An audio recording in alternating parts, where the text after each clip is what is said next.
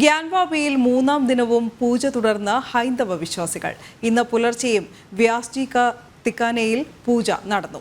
ഹിന്ദുക്കളുടെ ആരാധന തടയണമെന്നാവശ്യപ്പെട്ടുള്ള ഹർജി ഹൈക്കോടതി ഇന്നലെ തള്ളിയിരുന്നു.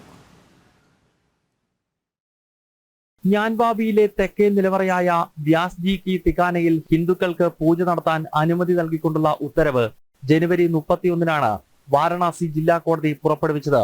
ശേഷം എല്ലാ ദിവസവും നിലവറയിൽ ഹിന്ദുക്കൾ പൂജ നടത്തുന്നു. ഗണേശ്വർജി, ഓം പ്രകാശ് മിശ്ര എന്നീ ആചാര്യന്മാരുടെ നേതൃത്വത്തിൽ ഇന്ന് പുലർച്ചെയും പൂജ നടന്നു. ഹിന്ദുക്കൾ ആരാധന പുനരാരംഭിച്ചതിനെ ചോദ്യം ചെയ്ത് മസ്ജിദ് കമ്മിറ്റി ആദ്യം സുപ്രീം കോടതിയിൽ പോയെങ്കിലും ഹൈക്കോടതിയെ സമീപിക്കാനായിരുന്നു നിർദ്ദേശം. ഹർജി ഇന്നലെ പരിഗണിച്ച അലഹബാദ് ഹൈക്കോടതി വാരണാസി ജില്ലാ കോടതി ഉത്തരവ് സ്റ്റേ ചെയ്യണമെന്ന മസ്ജിദ് കമ്മിറ്റി ആവശ്യം തള്ളി.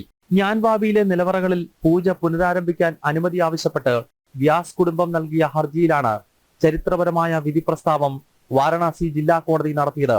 1993 വരെ തർക്കമന്ദിരത്തിലെ നിലവറകളിൽ ഹിന്ദുക്കൾ പൂജ നടത്തിയിരുന്നു.